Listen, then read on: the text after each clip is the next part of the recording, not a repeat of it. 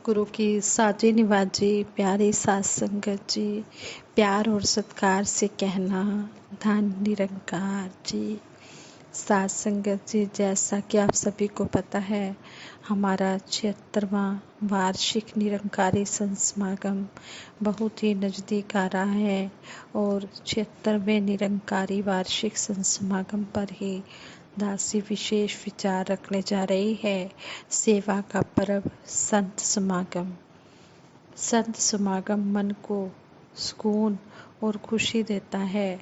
संत समागम सेवा का महापर्व है, जहां हजारों भक्तों को सेवा करते देखकर एक अनोखी अनुभूति होती है।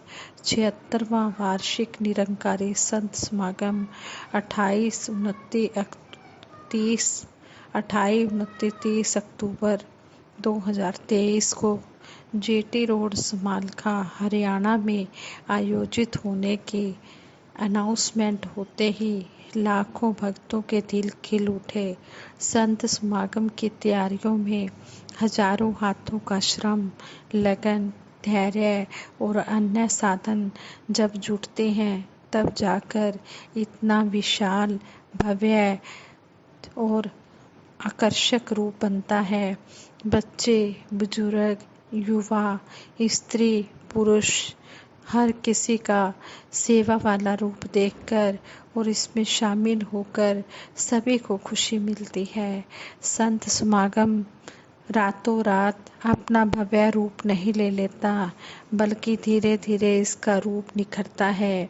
जो रूप निखारे धरती का, जरूरत है उन इंसानों की, जैसे सतगुरु के प्रेरणादायी वचन इन सेवाओं के लिए उमंग पैदा करते हैं। संत समागम के अवसर पर सेवा का जज्बा देखने योग्य होता है। श्री आदि ग्रंथ में भी सेवा की महानता बताई गई है। सेवा करो दास दासन की, अनेक भांति करो निहोरा, तुलाधार तोले सुख सगले, बिन हरि दर्श समोहि थोरा। समागम की तैयारियों में लगने वाला लाखों भक्तों का तन मन धन का योगदान अद्भुत और अप्रतिम है। विशाल मैदानों में उगे घास और छोटी बड़ी झाड़ियों आदि को साफ करते समय संतों भक्तों में जो उत्साह और सेवा भावना काम कर रही होती है, वही इसे इतना भव्य और आकर्षक बनाती है। समागम मैदान को भक्तजन पूरी शक्ति लगाकर सुंदर और सुविधाजनक बनाते हैं और विनम्रता पूर्वक दातार के आगे यही अरदास करते हैं, शक्ति दो दातार, सेवा कर पाएं, वचनों के अनुसार सेवा कर पाएं। सेवा की प्रेरणा भक्तों का कल्याण करती है। युग प्रवर्तक बाबा गुरबचन सिंह जी महाराज सेवा की महत्ता स्पष्ट करते हुए फरमाते, सत्संग में सेवा के लिए जो कुछ कहा जाता है, इस संबंध में किसी को कोई भी गलतफहमी नहीं होनी चाहिए। यह प्रेरणा केवल इसलिए दी जाती है क्योंकि सेवा करने से सेवा का लाभ सेवा करने वालों को ही पहुंचता है। जैसे किसी इंसान की अपनी ज़मीन हो, ज़मीन भी खेती बाड़ी के योग्य हो और वह इंसान उसे इस्तेमाल ना कर रहा हो, तो दूसरा कोई आदमी जो जानता है कि भूमि पर हल आदि चलाकर बीज डालकर माला माल हुआ जा सकता है, यदि वह अपने अनुभव से जमीन वाले को समझाता है तो यह उसका उपकार है, लाभ तो जमीन वाले को ही मिलेगा। इसी प्रकार ये परोपकारी संत सेवा के लाभ को जानते और समझते हैं कि सेवा लाभदायक है। सेवा में भावना प्रधान होती है, जो होवे निष्काम निरचित ते सतगुरु नु भांदिए कहकर सेवा की जो प्रेरणा शहनशाह बाबा अवतार सिंह जी महाराज ने दी है, उसका यही अर्थ है कि सेवा करते समय कामना रहित हो जाओ, इच्छा रहित हो जाओ। इच्छाएं सेवा में बाधा डालती हैं। यह वैसे ही है जैसे एक व्यक्ति जमीन में बीज डालकर बार बार उसे कुरेद कर देखता रहे कि अब तक बीज उगा क्यों नहीं, फल लगा क्यों नहीं। इससे बीज के पेड़ बनने में रुकावट पैदा होती है।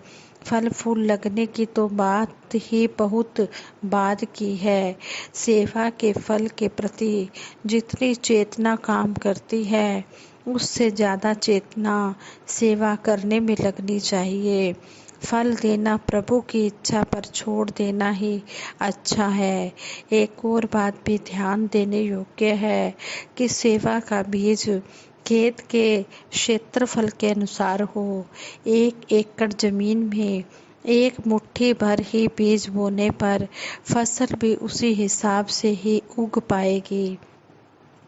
बाकी के खेत में तो केवल खरपतवार ही उग आएंगे। संत कबीर जी कहते हैं, सेवक का फल के प्रति असहज व्यवहार ठीक नहीं। फल कारण सेवा करे, निश्चिंत जांचे राम। कहे कबीर सेवक नहीं, चाहे चौगुना दाम। सबसे उत्तम सेवा निष्काम भाव वाली सेवा है। अगर हम पुरातन इतिहास पर नज़र डालें तो सेवा के कितने ही सुंदर एग्जाम्पल देखने को सुनने को मिलते हैं।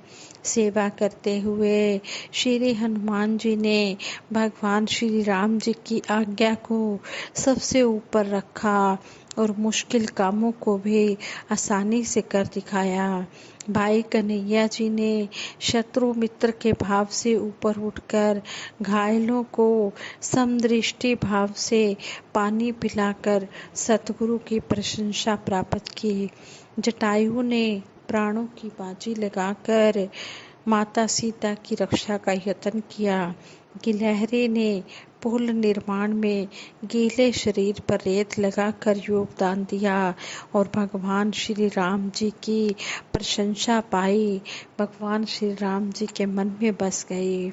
शबरी ने भगवान श्री राम जी के इंतजार में वर्षों रास्ते साफ किए और काफ़ी प्रतीक्षा करने के बाद जब काफ़ी देर प्रतीक्षा की और वन में उपलब्ध बेर की सेवा कर नवदा भक्ति का सुख और परम पद प्राप्त किया। आज संत निरंकारी सेवा दल के भाई बहनों की निस्वार्थ सेवा कितने ही कल्याणकारी रूपों में दिखाई देती है। शहनशाह बाबा अवतार सिंह जी महाराज ने बाबा बूटा सिंह जी की जी जान से सेवा की। बाबा बूटा सिंह जी जब अपने शिष्यों को गुरु सेवा के लिए उत्साहित करते थे तो शहनशाह बाबा अवतार सिंह जी महाराज ने उनसे कहा कि बाबा जी, अब जबकि आपकी हर प्रकार से सेवा की जिम्मेदारी मेरे ऊपर है तो आप और गुरसिखों को सेवा के लिए क्यों कहते हैं। इस पर बाबा बूटा सिंह जी ने कहा कि क्या तुम चाहते हो कि जो कुछ है वह सब तुम्हें ही मिल जाए। क्या धन की ज़रूरत और किसी को नहीं है। यह तो मैं बीज डलवाता हूँ ताकि उनकी भी धन संबंधी ज़रूरतें पूरी हो सकें। गुरु दाता होता है, भिखारी नहीं। मैं सबको सुखी देखना चाहता हूँ, इसलिए सबसे सेवा करवाता हूँ। इससे यही प्रेरणा मिलती है कि हमने भी इसी विश्वास के साथ सेवा करनी है। अपनी चालाकी चतुराई छोड़कर संतों की सेवा में लगे रहना है। हमें दयालु सतगुरु मिले हैं, हमारा ध्यान भी हमेशा इनकी सेवा में ही लगा रहे। कहते हैं, तीरथ गए एक फल, संत मिले फल चार, सतगुरु मिले अनेक फल।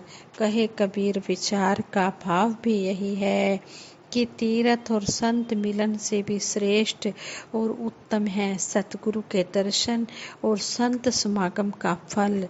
संत समागम का मेन सेंटर है सतगुरु की पावन उपस्थिति, जिनके इर्द गिर्द सेवा, सत्संग, सिमरन का आनंद मिलता है।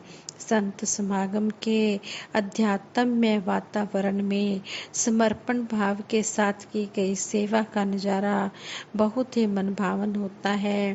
संत समागम और संत सेवा दोनों को दुर्लभ कहा गया है।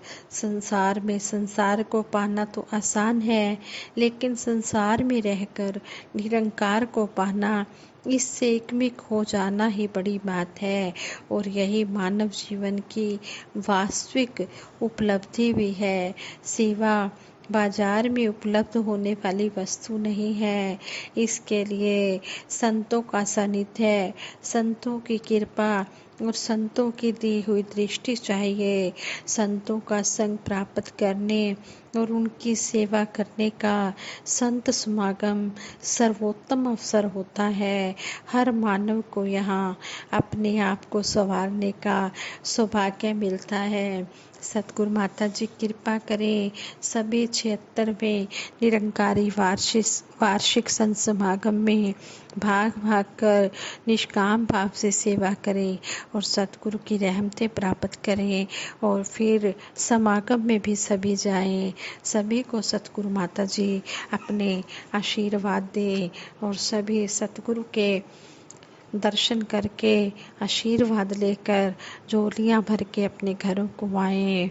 बहुत कृपा की सतगुरु ने, जो निरंकार से दिया मिला, ब्रह्म ज्ञान की दात मिली और इस हृदय का कमल खिला। भगत न देखे पहनावा, ना देखे कोई खाता क्या, फल की इच्छा रही न मन में, कर्म रहा निष्काम कमा। करना निंदा कभी किसी के, हक ना किसी का कभी दबा। मगन रहो सेवा में निष्दिन, मगन रहो सेवा में निष्दिन। सहज भक्ति तू करता जा, खुद को नीचा जान के बंदे, सबका आदर करता जा। चाह ना हुक्म चलाने की रख, सेवा दिल से करता जा। सेवा से बढ़कर नहीं कोई तप और जाप, जो सेवा में रम गया उसमें रमेगा आप। जो सेवा का हो गया जन वह बना महान, सेवा सिमरन ही बने गुरु सिख की पहचान। सेवा जिनके हृदय में वहाँ बसे निरंकार, सेवा लाए नम्रता दूर करे हंकार। संत समागम में बढ़ चढ़ कर सेवा करनी है, वरदानों से अपनी खाली झोली भरनी है। तन मन होगा धन्य, चरण रज पाकर सतगुरु के, और आत्मा सुख पाएगी गुरु दर्शन करके। धन्य धन्य है आज समागम की ये धरती है, समागम की ये धरनी है। संत समागम में बढ़ चढ़ कर सेवा करनी है, वरदानों से अपनी झोली खाली झोली भरनी है। सेवा सहज कर्म बतलाया सतगुरु माता ने, सेवा का दरबार सजाया सतगुरु माता ने। सेवा का फल सेवा भवसागर तरनी है, संत समागम में बढ़ चढ़ कर सेवा करनी है। इस तरह हम सभी को सच्चा पातशाह तन मन धन के सुख दे और हम सभी इस तरह सेवा सिमरन सत्संग करते रहें और सतगुरु से आशीर्वाद प्राप्त करते रहें। सभी के सुखों की कामना करते हुए दासी सिमरन कराएगी। सभी ने मिलकर सिमरन में साथ देना है। तू ही निरंकार मैं तेरी शरण हाँ, मैनू बख्श लो। तू ही निरंकार मैं तेरी शरण हाँ, मैनू बख्श लो। तू ही निरंकार मैं तेरी शरण हाँ, मैनू बख्श लो। हलिए सतगुरु माता सुदीक्षा सविंदर हरदेव जी महाराज की जय। निरंकारी राजमाता गुरु वचन अवतार की जय। साथ संगत जी प्रेम से कहना धन निरंकार जी।